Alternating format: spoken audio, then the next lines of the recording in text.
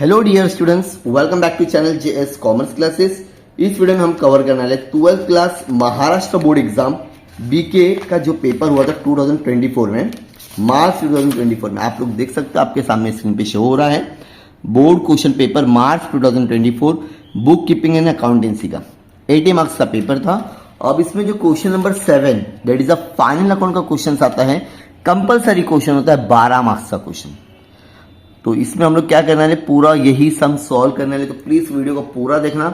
और जो मार्च 2024 के जितने भी क्वेश्चन हैं, हम लोग ने ईच एंड एवरी क्वेश्चन पूरा अच्छे से समझा है। तो प्लीज आप लोग क्या कर सकते हो, 1 बाय 1 पूरा क्वेश्चन पेपर आराम से हम लोग का देख सकते हो। तो चलो शुरुआत करते हैं। सबसे पहले क्वेश्चन में लिखा क्या है, क्या करना है क्या नहीं करना है, वो सारी चीजें। सबसे पहले लिखा है मामा एंड काका आर पार्टनर्स। ठीक है, मामा और काका मतलब दो पार्टनर्स है, मामा और काका। इन पार्टनरशिप हम प्रॉफिट एंड लॉस इक्वली है, क्या है वो, इक्वली।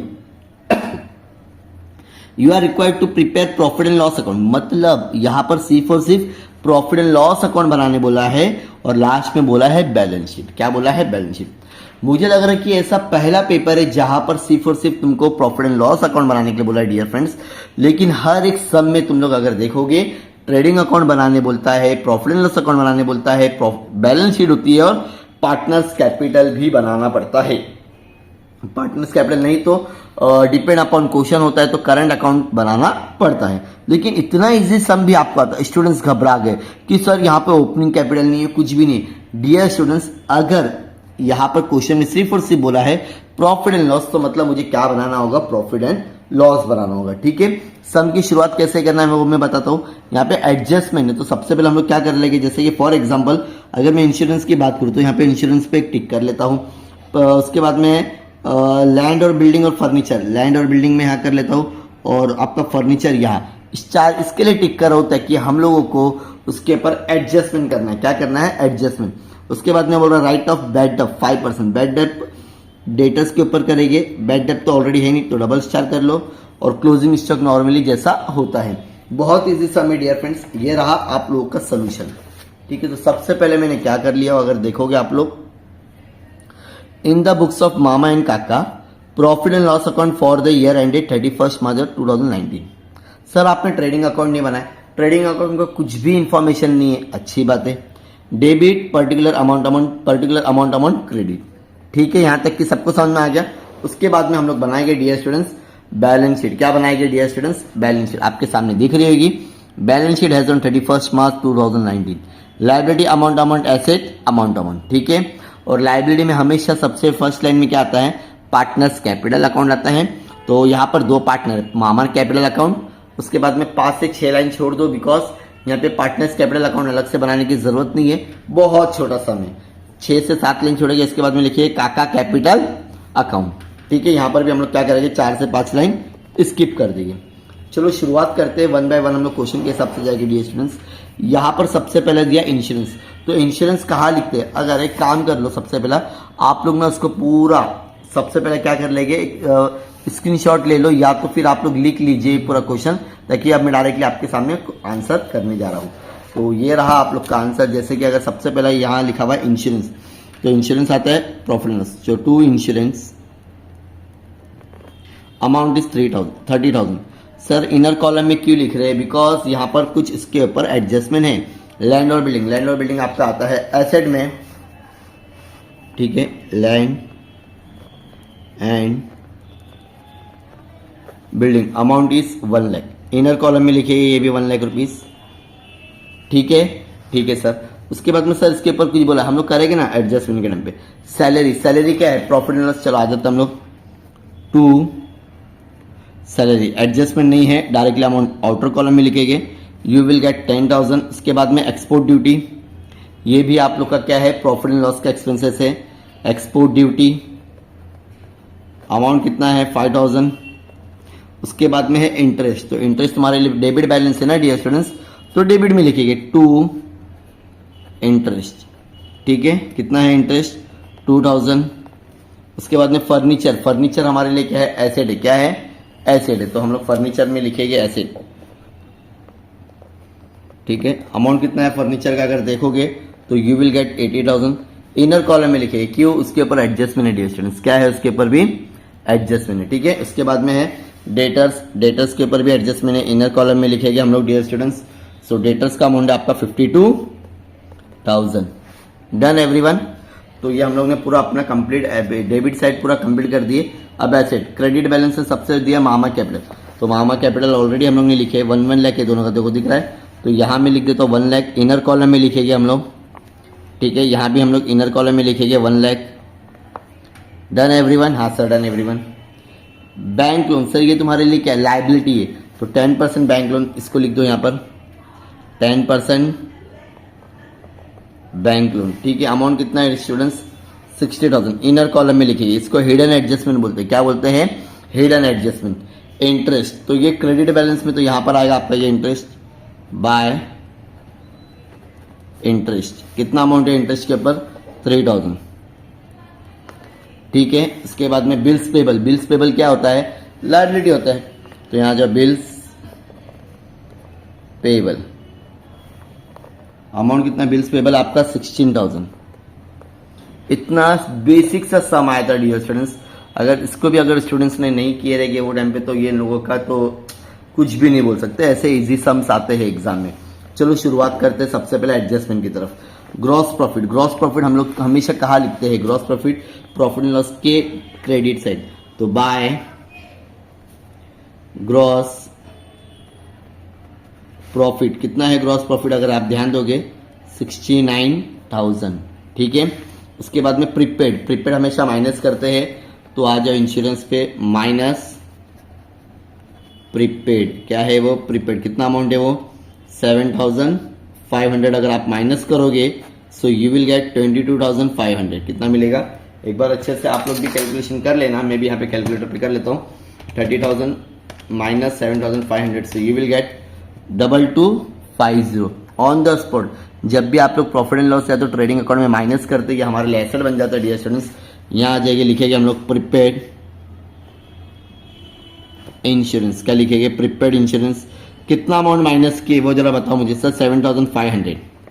तो जो अमाउंट माइनस करोगे वही अमाउंट आपको क्या करना है सेकंड इफेक्ट में लिखना है, ठीक है, ठीक है सर। अब आ जाओ थर्ड एडजस्टमेंट, डेप्रिशिएट लैंड और बिल्डिंग, इसको थोड़ा बाद में करते हैं। फर्नीचर एकदम इजी 5%, तो फर्नीचर पे आ जाओ पहला, फर्नीचर डेप्रिसिएशन लिखेगी यहाँ पे 5%, 80,000 है, तो सबसे पहले एक जीरो कम कर दो 8,000 हो गया, ये 8,000 10% होगा, मुझे 5% चाहिए, तो 8,000 का आधा कितना हो जाएगा 4,000। एकदम इजी ट्रिक है डियर स्टूडेंट्स, यहाँ पे आ जाएगा 76,000, ठीक है। जब भी आप लोग डेप्रिसिएशन करोगे तो second effect profit and loss में आ जाएगी हम लोग टू डेप्रिसिएशन ऑन फर्नीचर 5%, कितना 4,000। जो भी माइनस से प्लस करते हैं ना स्टूडेंट्स, वही अमाउंट आप लोगों को सेकेंड इफेक्ट में लिखना है, ठीक है। इसके बाद में दिया हुआ है closing stock value, closing stock ऐसा तो हम लोग 2 जगह लिखते थे, लेकिन इस बार हम लोग ने ट्रेडिंग अकाउंट नहीं बनाया, तो डायरेक्टली हम लोग आ जाएंगे एसेट में, यहाँ लिखेंगे क्लोजिंग स्टॉक। अमाउंट कितना है क्लोजिंग स्टॉक का अगर ध्यान दोगे तो 69,000।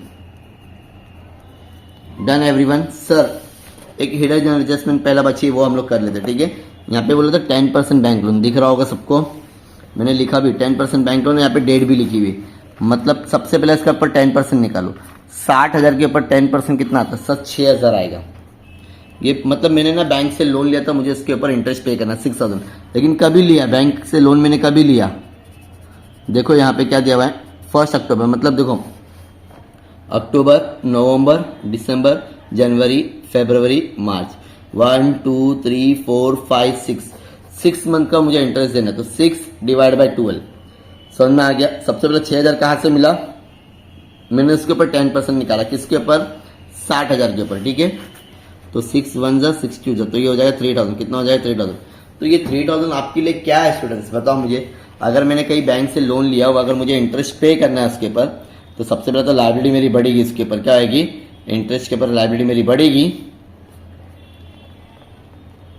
ठीक है। जब लाइबिलिटी अगर मेरी बढ़ती है तो मेरे लिए लॉस होता है डियर स्टूडेंट्स, तो उसको यहां लिख देंगे हम लोग to interest on bank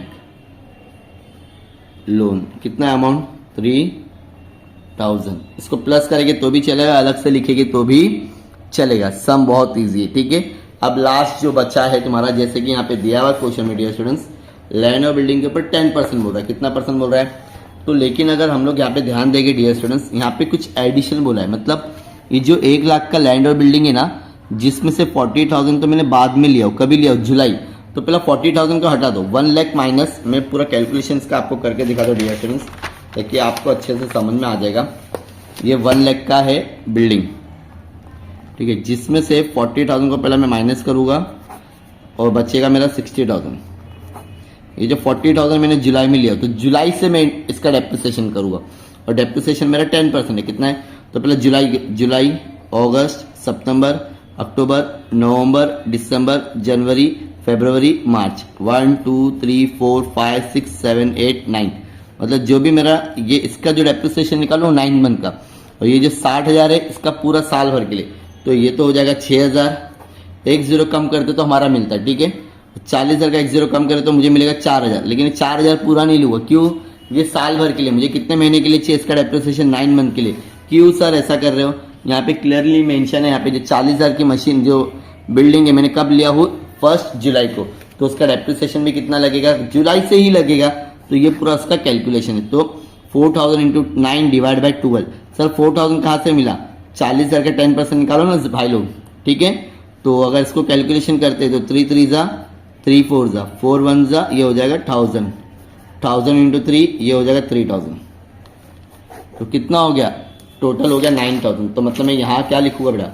minus depreciation 10% और डायरेक्टली 9,000 लिखूंगा। क्या लिखूंगा? तो अब कितना बचा मेरे पास में? 91,000 बचेगा। कितना बचेगा? 91। चलो डेप्रिसिएशन हुआ, तो सेकंड इफेक्ट कहाँ लिखेंगे? टू डेप्रिसिएशन ऑन, किसके ऊपर किया हम लोग ने? लैंड और बिल्डिंग के ऊपर किए। कितना किए?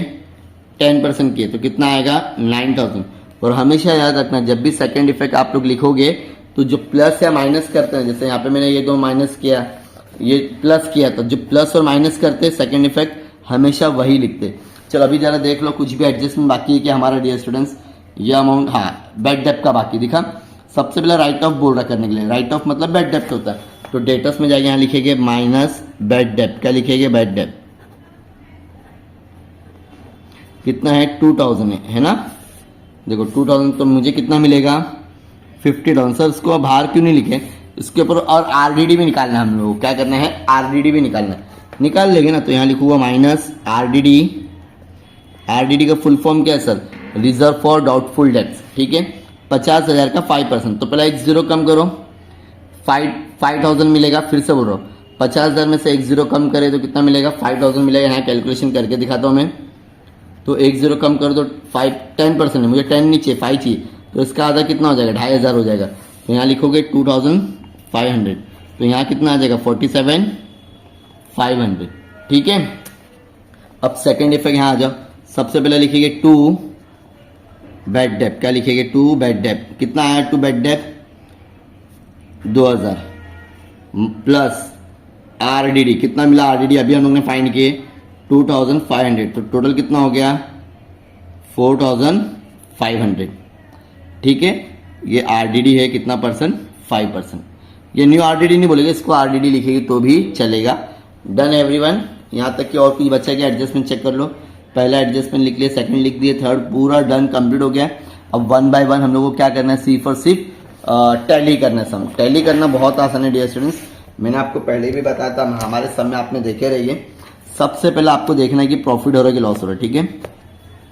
तो यहाँ पर आपको 69 + 3 कितना हो गया? 72। कितना हो गया? 72। अब यहाँ चेक कर लेते हैं एक बार एक्सपेंसेस कितना हो रहा है। जैसे कि 22,500 plus 10,000 plus 5,000 plus 2,000 plus 3,000 plus 4,000 plus 9,000 plus 4,500। तो यहाँ पर ये सारा प्लस कर रहा है डियर फ्रेंड्स, एक्सपेंसेस है ये। तो ये मुझे मिल रहा है 60,000। कितना मिल रहा है बेटा? और मेरे पास में इनकम कितनी हुई? ये 69 + 3, तो ये हो जाएगा तुम्हारा 72। कितना हो जाएगा? अब आप मुझे बताओ इनकम ज़्यादा है कि एक्सपेंडिचर? सा इनकम ज़्यादा, तो चलो क्रेडिट साइड ज़्यादा आ रहा है, यहाँ भी लिखेंगे बेटा 72 यहाँ भी लिखेंगे बेटा। और यहाँ पे कितना आया था 60,000 आया था, माइनस कर दोगे तो कितना बचेगा बेटा 12,000 बचेगा सर। कितना बचेगा 12,000। तो इसको हम लोग नाम देंगे टू नेट प्रॉफिट देंगे सर, नेट प्रॉफिट। ठीक है, अब ये नेट प्रॉफिट हम लोग क्या करते हैं पार्टनर्स में बांटते। पहला कौन है, पहला है तुम्हारा सर मामा कैपिटल अकाउंट। तो क्या लिखेंगे मामा कैपिटल अकाउंट लिखेंगे। और कौन है काका कैपिटल अकाउंट। तो ये रेशियो क्या दिया था क्वेश्चन में, अगर मैं आपको फिर से बता दूं डियर स्टूडेंट्स, यहाँ पे इक्वली बोला देखो दिख रहा है प्रॉफिट एंड लॉस इक्वली। मतलब मुझे अगर 12,000 को इक्वली करना रहेगा तो 6,000 इसको देना पड़ेगा और 6,000 इसको। ये दोनों को प्रॉफिट हुआ है। तो सेकंड इफेक्ट में हम लोग जब जाएंगे पार्टनर्स कैपिटल अकाउंट तो बनाए नहीं, तो लाइब्रेरी में यहाँ पे डायरेक्ट लिख देंगे प्लस नेट प्रॉफिट। तो पहले का कितना है 6,000, तो कितना हो जाएगा 1,06,000। ठीक है, ओके चलो ठीक। उसी तरह से यहां भी कर लेते dear students, plus net profit. तो यहां पे भी 6,000 प्लस कर दो। So you will get 1 lakh plus 6,000। So you will get, plus कर लेते, गलती नहीं होना चाहिए। ठीक है, आपसे भी सॉरी 10 आएगा इधर, 1,06,000। ठीक है, 1,06,000 डन एवरीवन। यहाँ तक ये हो गया। अब हमको सिर्फ और सिर्फ टैली करके देखना है कि दोनों साइड अमाउंट आ रहा है कि नहीं। 1,06,000 कितना हो गया 1,12,000 हो गया। 1,12,000 और 16,000, 1,12,000 और 16,000 कितना आएगा 16,000। ये विल गेट 228। इसके बाद में क्या बचा है तुम्हारा सिर्फ 63 प्लस 63,000 भी प्लस कर लेंगे आप लोग, तो 291 लाख 2,91,000। ठीक है, देखते हैं अभी ये सेम अमाउंट यहाँ भी आने वाला है क्या आपका 2,91,000। चलो अभी यहाँ पे प्लस कर लेते हैं फटाफट। एसेट साइड में क्रॉस वेरीफाई कर लेंगे एक बार। 91,000 प्लस 76,000 प्लस 47,500 प्लस 7,500 प्लस 69,000। सो आपको अमाउंट मिलेगा डियर स्टूडेंट्स 2,91,000। तो ये सम हम लोग ने क्या कर दिए स्टूडेंट्स टैली कर दिए। और ये कभी का सम है स्टूडेंट्स मार्च 2024। ठीक है, यहीं पर तुम्हारा सम हो गया। ये लिखना नहीं है, मैं तो आपको खाली बताने के लिए कर रहा हूँ। तो जो भी स्टूडेंट्स को अगर एक बार अच्छे से पूरा स्क्रीनशॉट लेना तो आप लोग ले सकते हो। सम बहुत इजी है और ये सबको लगा कि टफ है। मुझे लगता है कि सबसे इजी अगर बात की जाए जहां पर आपको सिर्फ 2 अकाउंट बनाने के लिए बोला था, ना करंट अकाउंट का सम आया ना आपको ट्रेडिंग अकाउंट बनाना पड़ा, तो इतने इजी भी सम आपको बोर्ड एग्जाम में पूछे जाते हैं। ऐसे और भी वीडियोस के लिए प्लीज चैनल को सब्सक्राइब करो। अगर समझाने का तरीका अच्छा लगा तो प्लीज वीडियो को लाइक करना और एक अच्छा सा कमेंट कर देना और अपने दोस्तों के साथ में जरूर शेयर करना। मिलते हैं नेक्स्ट वीडियो में। Thank you so much, bye bye.